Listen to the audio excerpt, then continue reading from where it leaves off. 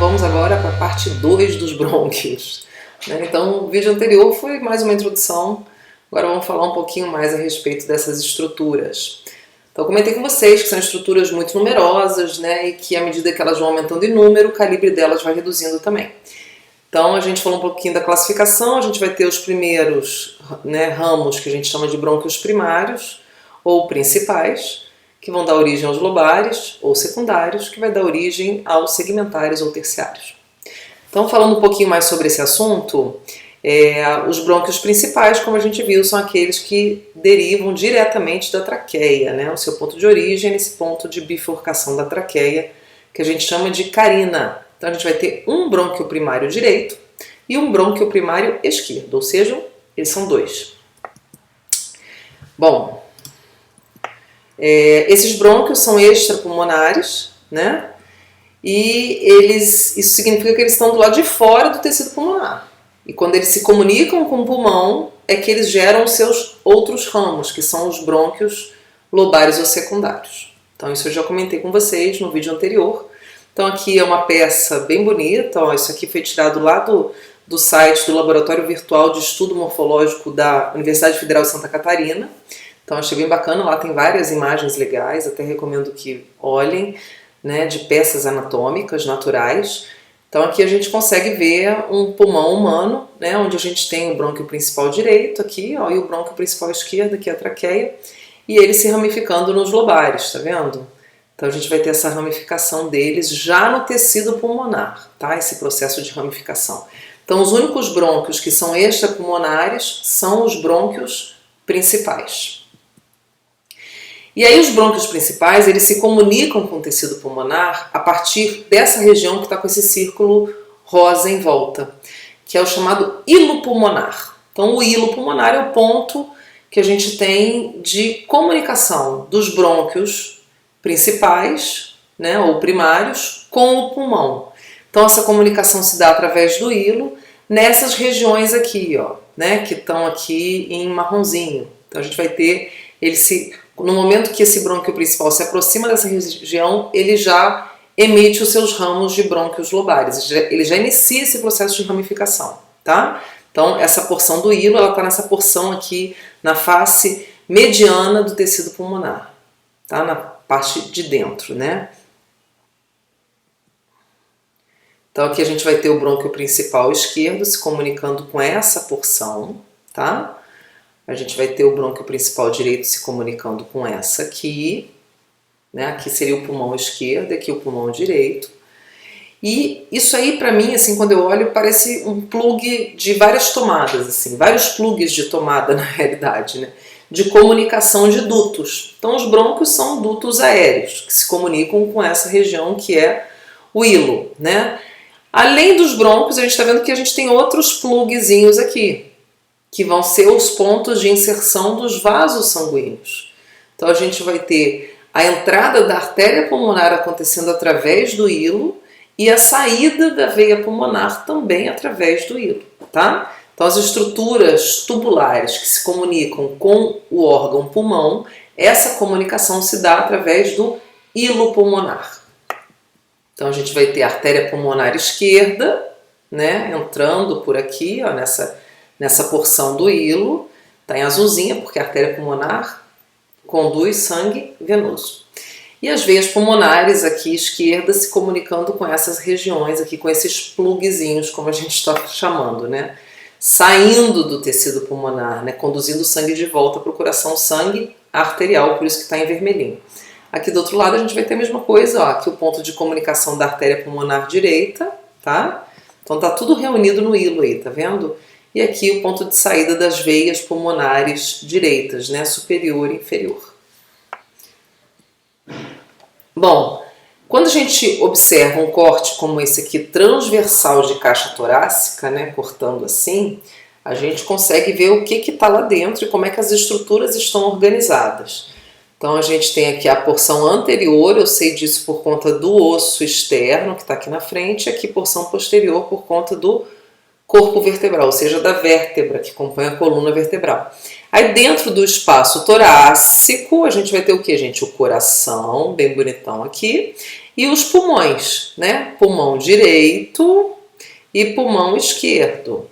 Então a gente vê como o coração ele ocupa um espaço maior do lado esquerdo, o pulmão esquerdo é menor, tá? Além disso, a gente consegue ver a aorta e esôfago aqui, tá? Então tá todo mundo bem coladinho.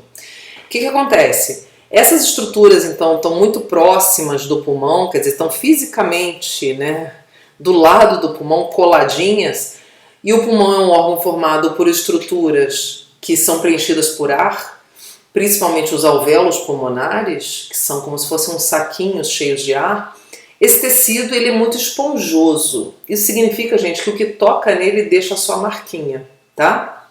Ele cede muito às estruturas que estão ali próximas, tocando na parede pulmonar, e essa parede, ela como se deixasse uma pegada, deixa uma marca lá.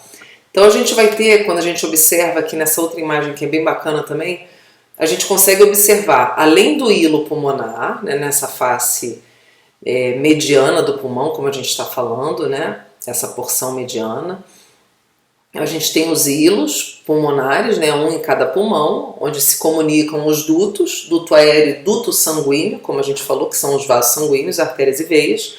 E a gente observa algumas impressões, ou seja, as marcas dos órgãos que fazem contato com o tecido pulmonar.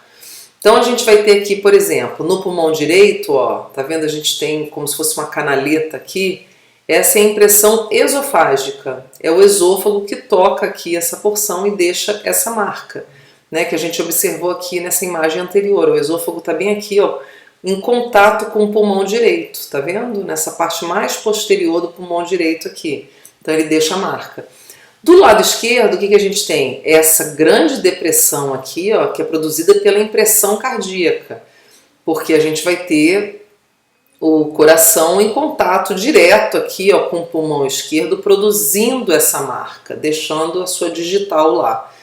E além disso a gente tem a artéria aorta também, ó, passando mais posteriormente aqui, que a gente observa aqui, ó, direitinho. Então o coração aqui, saindo do coração a gente tem aqui a artéria aorta que faz a curvatura, o arco da aorta e desce, né? Então deixando o desenho direitinho aqui da estrutura cardiovascular, coração e artéria aorta, tá? Então a impressão aórtica, impressão cardíaca, belezinha?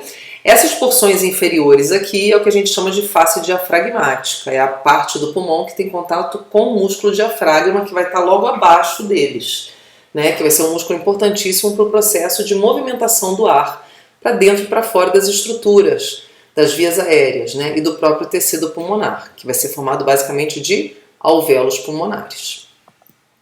Aqui uma outra imagem que a gente consegue verificar também bem isso, ó, então uma imagem anatômica, a gente vê os pulmões aqui, ó, o pulmão direito, o pulmão esquerdo, o coração estaria nesse espaço aqui, né, que foi removido.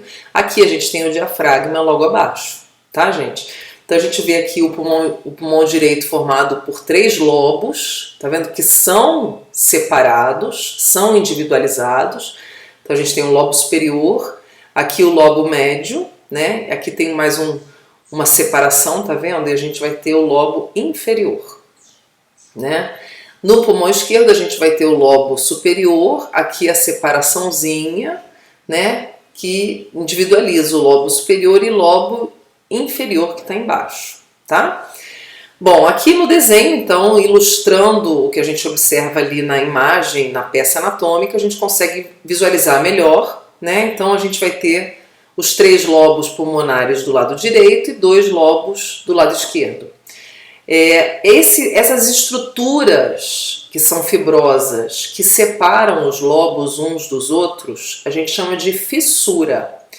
Então, no pulmão direito, a gente vai ter 2 fissuras. Uma fissura chamada horizontal, que separa o lobo superior do lobo médio, e uma fissura chamada fissura oblíqua, que passa no sentido diagonal, que vai separar os 3 lobos, né?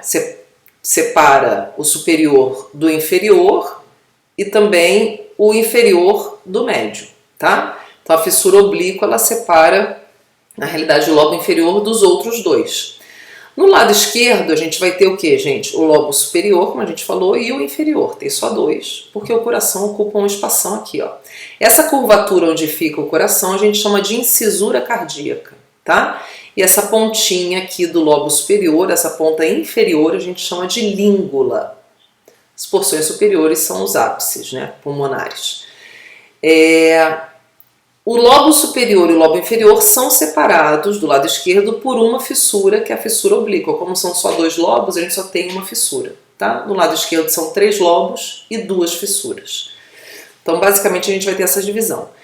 Quando a gente olha aquilo que eu comentei com vocês da copa da árvore no último vídeo, que a gente observa o pulmão, ó, a gente não vê os brônquios aqui dentro, tá vendo? A gente não vê as vias aéreas, que a gente vê um tecido. E o que a gente visualiza aqui basicamente são os alvéolos pulmonares, que compõem essa parte visível aqui logo que você observa o pulmão, tá? Então, o que a gente vai estar observando. Aqui uma outra imagem também do laboratório virtual lá de estudo morfológico da UFSC, bem bacana.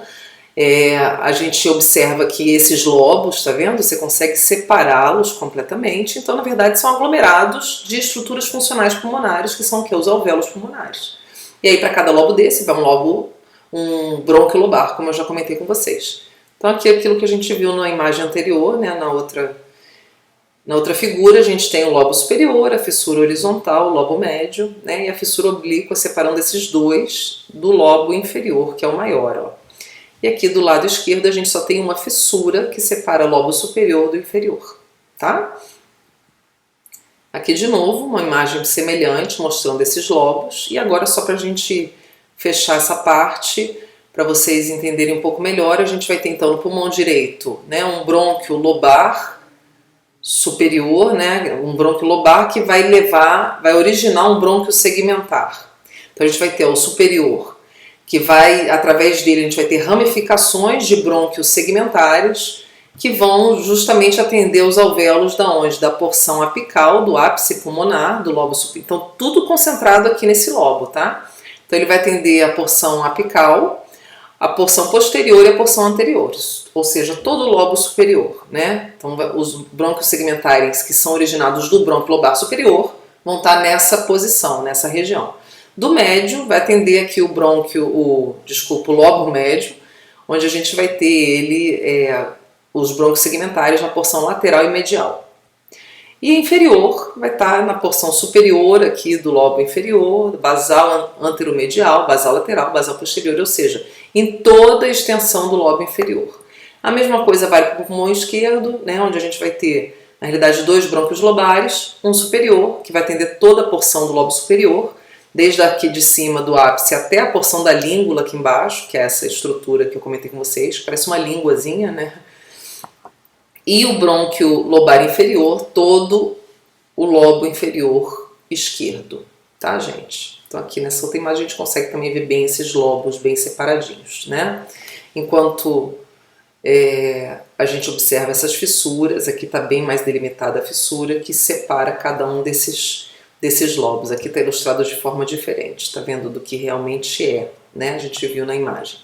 Bom, para a gente fechar essa parte de brônquios, vamos falar um pouquinho da histologia. Então, o tecido que compõe a parede dos brônquios é basicamente o epitélio respiratório revestindo internamente. Então, aquele epitélio com células colunares, pseudoestratificado, com cílio, aquele papo todo que a gente já falou em outros vídeos anteriores.